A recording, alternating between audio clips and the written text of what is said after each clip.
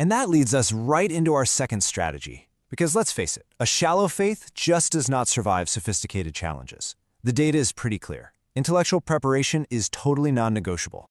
If you look across multiple major studies from Pew and PRRI, the number one reason people say they leave is simply a loss of belief. Now, don't get me wrong, feeling hurt or disconnected, those are obviously huge factors, and you can see them right here.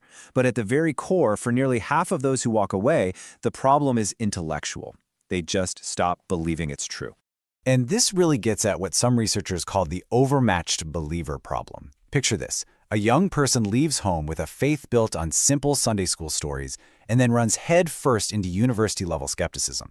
They need to have already wrestled with the tough stuff like the reliability of the Bible, the problem of evil, the whole science and faith conversation in a safe place before they face it in a hostile one. Okay, let's jump to our third strategy.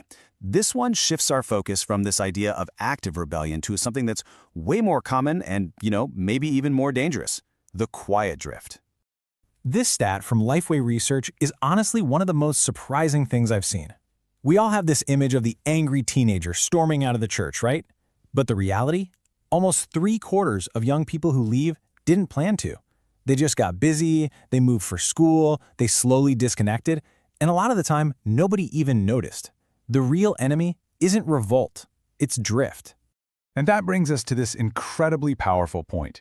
Keeping someone connected isn't always about winning a debate or having the coolest program. Sometimes it's about relationships. It's about noticing when someone's gone and just reaching out before that absence becomes who they are. It's proving that they're missed.